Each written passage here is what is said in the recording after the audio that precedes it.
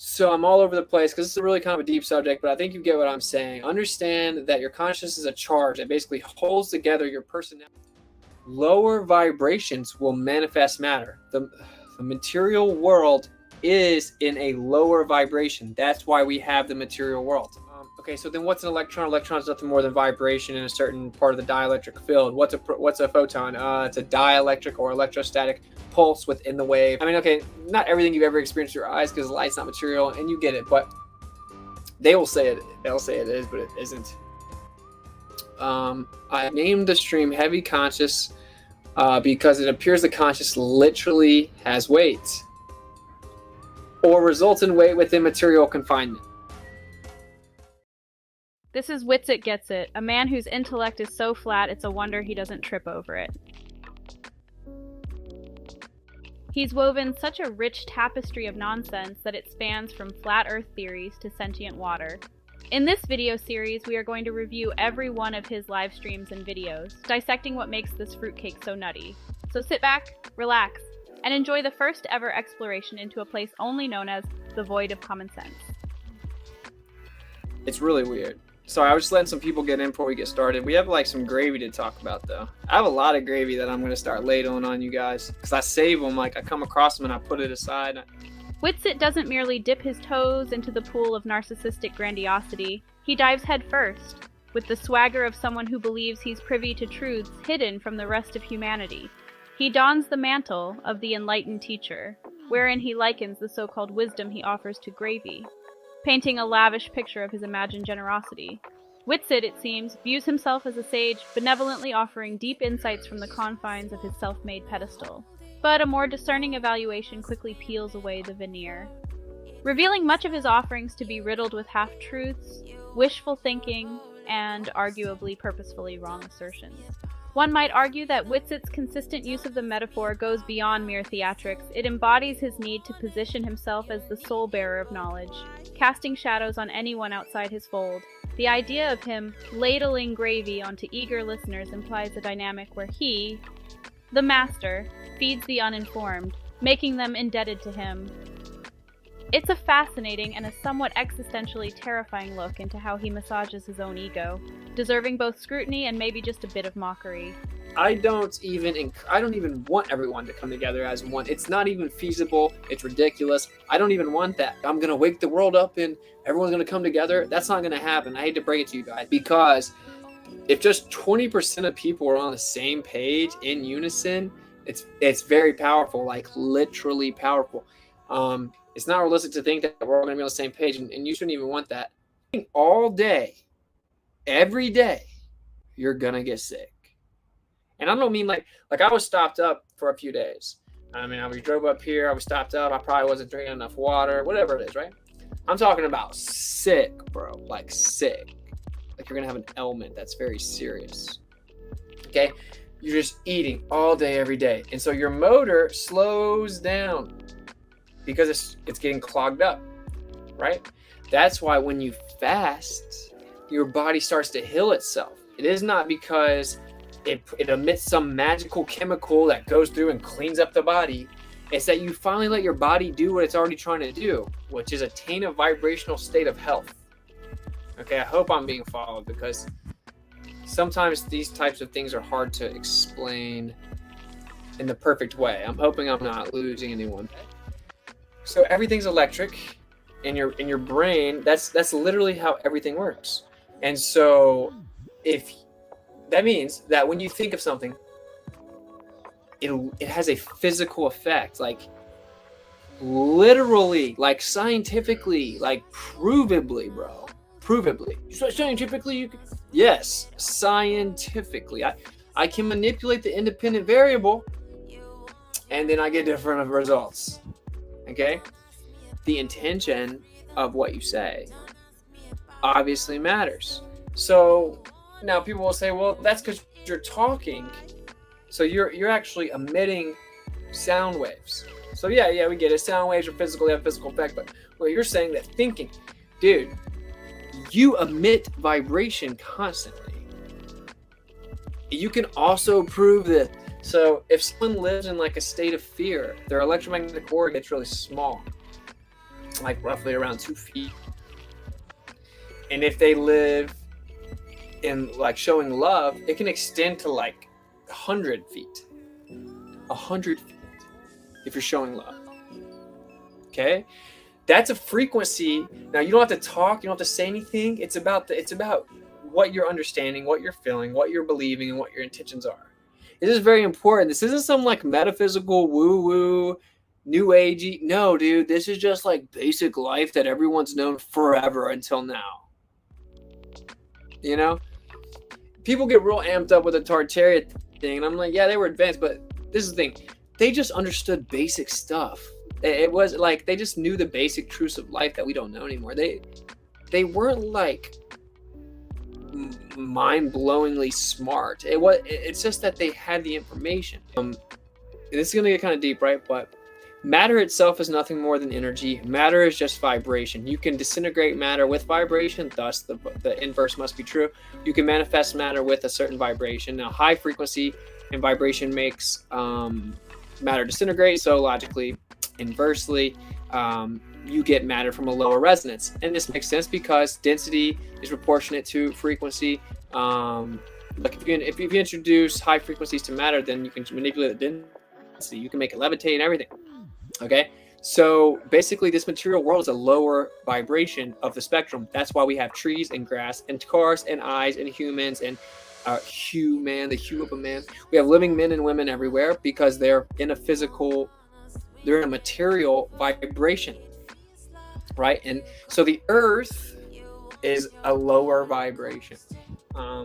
People are lower vibration. Now this is where you get into this. This obviously can't be tested, but the idea is that basically the goal is to come to such a higher vibrational state that you're able to actually transcend the density layers that hold us down within this material world. WitSit's affinity for playing fast and loose with facts becomes even more pronounced as we journey deeper into the stream. His unique talent, the ability to sound profoundly authoritative, even as he bungles the most basic scientific principles. Case in point, his rambling misinterpretation of mass spectrometry. WitSit gleefully parades his ignorance, tossing around jargon like charge differential with the careless abandon of a toddler wielding a paintbrush. Only way that anything exists. So what it comes down to is matter is just a small percentage of what exists, the material world. That's why materialism is so dumb. It's so dumb, dude. Whoa, it's so dumb. But it's just a small portion of what exists, and the manipulation of that vibration will literally manipulate matter. Does that mean, oh, you're trying to be God? No one's saying that. I'm trying to look at actual evidence and what the truth is. See, and the reason this is important, I mean, it's basically like the Hermetic principles. This is not new. This is thousands of years old. Everything is vibration. The manipulation of vibration will have an effect in the material world. And this includes illness and ailments and the energies you send to other people. Like if you're just constantly thinking of someone, you're mad at them, and you're wishing all this ill intent on them, like you are having an effect in the physical world. Like literally. Because there's no other way. It's impossible. It's impossible for it not to have a physical effect. It's impossible. Because it just does. It's impossible. You cannot emit frequency without having a physical effect. It's impossible. So now you maybe understand why they keep us divided. They give us... But my point is that there's some truth to it. That's why the New World Order will ultimately work, because it has truth to it. And there's a fundamental truth to it. And it's just like a magnet, which, by the way, the Creator, everything the Creator gave us is to show us the bigger, deeper truths. Everything. That's my opinion. Take it or leave it. You are on my channel, I guess. Now, there are fundamental, like, logical axioms that can't be disputed, but people don't agree on them. And so it's like the intention interpretation. That's what I'm talking about, because that's what emits the frequency. Is the soul is the source of frequency. Again, that's why you get lighter when you die. I hope I'm making sense, because I know this is a really deep conversation, and I kind of have a problem with, like, scattergunning things in a way.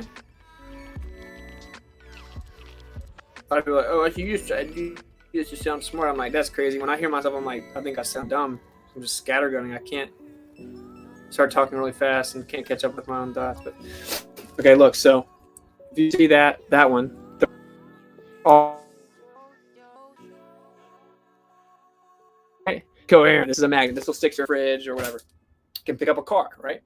Okay, so if everyone was on the same in the same direction of energy, if everyone on the same page had the same intentions, understandings, moral compass, acknowledging the linear code of ethics, objective morality, if everyone was on the same page, it'd be such a cohesive, powerful unit, literally powerful.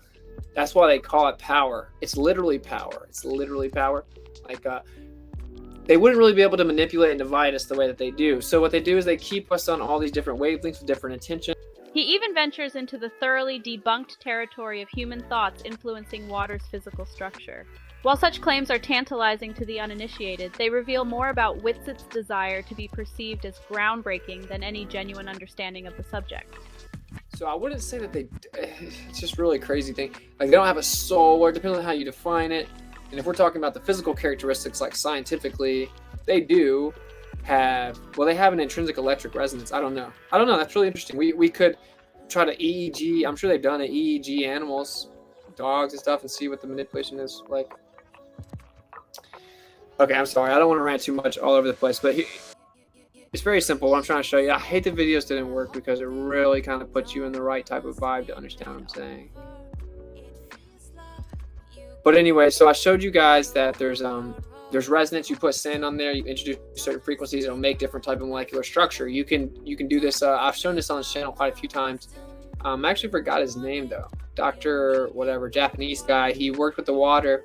He showed molecular structure of water changes when you introduce certain frequencies.